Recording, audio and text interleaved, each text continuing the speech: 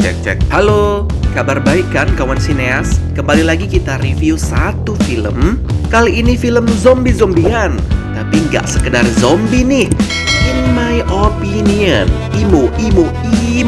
Film-film zombie lain kayak Kingdom, Train to Busan, Alive, Blood Red Sky minggir dulu deh. Zombie Las Vegas mau lewat. Tahu nggak, friend? Tahu nggak? Raja zombie di film ini yang bikin saya salvo karena raja zombinya kok mirip sama raksasa Eren Yeager dalam serial anime Attack on Titan. Yang jelas saya suka banget sama karakter zombie dalam film ini, termasuk si harimau zombie. Suka! Mereka menggerakkan zombie lainnya untuk membuat kerajaan di Las Vegas. Wadidaw, keren sih ini mah idenya. Jangan lama-lama, langsung tancap gas. Kluduk-kluduk, sikat!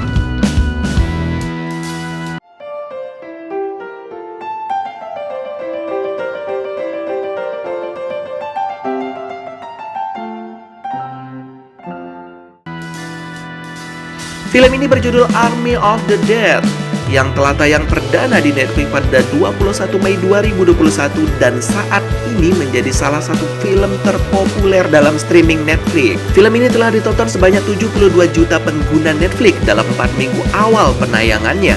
Berdurasi 148 menit, film ini menghadirkan sosok zombie dengan sisi yang berbeda. Biasanya zombie digambarkan dengan sosok yang menyeramkan, kaku, dan brutal. Tapi dalam film ini zombie digambarkan sebagai sosok yang buas dan penuh kecerdasan. Tambah serem ya. Disutradarai langsung oleh Zack Snyder. Pasti tahu kan mahakarya orang satu ini? Ya sebut aja The 300 hingga Justice League. Sukses membuat kita terpana. Selain itu film ini juga dibintangi oleh aktor-aktris kece seperti Dave Bautista. Pecinta Smackdown pasti tahu nih. Di film ini dia berperan sebagai Scott Ward, Ella Purnell sebagai Cat Ward atau anak dari Scott Ward, Omari Hardwick sebagai Van der Rohe yang jadi plot twist di akhir film dan membuat rangkuman kita samar akan film ini. Ada juga Hiroyuki Sanada sebagai Tuan Tanaka dan Matthias Schweighöfer sebagai Ludwig Dieter. Nah, dia ini juga salah satu tokoh penting ya dalam film kali ini yang memiliki kemampuan dapat meretas berbagai berangkas bank terkenal dunia. Saking pentingnya dia juga punya film sendiri loh sebelum Army of the Dead. Judulnya Army of Thieves yang menceritakan awal mula ketenaran peretas berangkas sebelum direkrut jadi tim Army of the Dead. Boleh juga kalian tonton karena ada kaitannya dengan film yang akan kita ulas kali ini. Tapi nggak nonton juga nggak apa-apa sih, tetap bakal ngerti kok cerita film kita kali ini. Oke, lanjut ke alur cerita ya guys. Army of the Dead menceritakan tentang sekelompok orang yang mendapatkan misi mengambil uang di Las Vegas. Namun area itu telah dilanda wabah zombie yang membuat sebagian besar penduduk berubah menjadi zombie dan meluluh lantahkan Las Vegas, merubahnya sebagai kerajaan zombie. Mirip-mirip Train to Busan Peninsula ya. Lanjut deh. Para penduduk yang tersisa di Las Vegas bertahan hidup dengan melawan zombie. Sebagian besar menjadi petarung dan sebagiannya lagi memilih mengungsi di tempat yang aman yang dihalangi oleh tembok-tembok besar. Kali ini mirip Attack on Titan ya. Gak apa-apa, yang penting seru. Tempat pengungsian ini juga termasuk tempat karantina bagi mereka yang suspek zombie, bukan suspek COVID ya. Cerita bermula dari Scott Ward, seorang mantan tentara pembasmi zombie yang kini memilih hidup sebagai penjual burger di tengah wabah zombie yang melanda. Hingga suatu ketika ia mendapat tawaran sebuah misi dari seorang pemilik kasino bernama Tuan Tanaka untuk masuk ke wilayah zombie dan mengambil uang di dalam kasino tersebut. Sebagai imbalan, ia dan beberapa orang lainnya diiming-imingi hadiah uang yang cukup besar. Gak cukup lagi sih, sangat besar, $50 juta. Kalau kalian gimana guys, ambil apa tidak?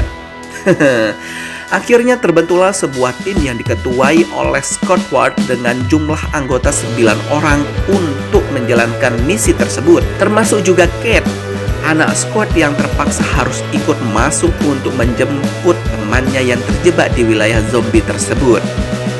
Bermodalkan sejumlah senjata, 9 orang itu mulai menjalankan misinya memasuki area penuh zombie. Mereka berusaha menuju titik tempat berangkas uang milik Tanaka yang ada di dalam kasino. Misi itu harus mereka selesaikan tepat waktu kurang dari 24 jam. Karena pemerintah telah memutuskan akan menjatuhkan bom di area kasino demi memusnahkan para zombie secara keseluruhan.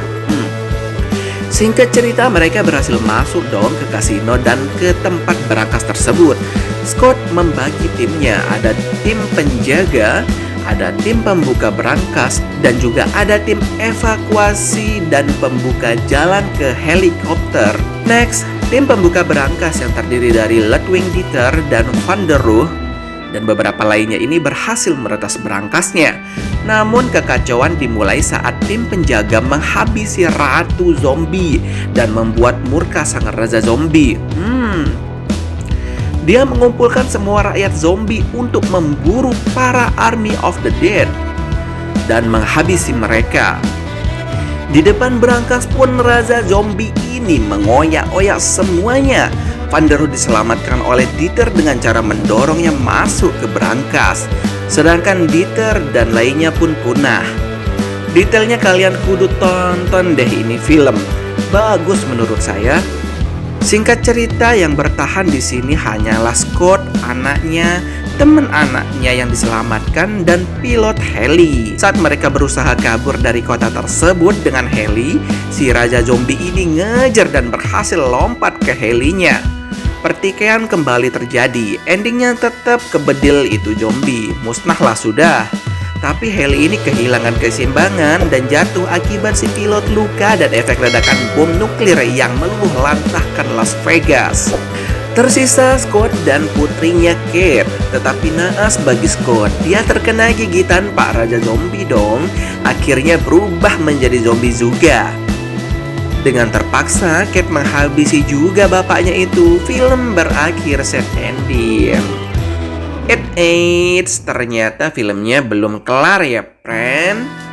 Kayak yang saya bilang di awal, ada plot twist dan ini dia plot twistnya. Van der Rohe yang dimasukkan ke dalam berangkas tersebut belum mati ternyata. Saya kira mati terkunci tuh di dalam berangkas. Ternyata enggak juga. Saya kira juga kena bom nuklir luluh lantah sama zombie-zombie lainnya. Ternyata enggak juga. Dia berhasil keluar dari kota tersebut setelah ledakan bom nuklir terjadi. Ia keluar dengan seabrek tas berisi jutaan dolar dan mengevakuasi dirinya dengan menyewa jet pribadi. Tapi dalam pesawat tersebut baru dia mengetahui kalau dirinya pun ternyata badannya terdapat luka gigitan zombie saat bertarung di berangkas. Perlahan ia mulai berubah menjadi zombie dan selesai deh filmnya. Nanggung kan? Gimana itu selanjutnya? Apakah dia menjadi raja zombie? Ataukah dia bunuh diri? Ataukah? Semoga ada sequelnya ya. Soalnya seru nih. Tapi sequelnya jangan jadi kayak Peninsula yang kurang greget dari film awalnya.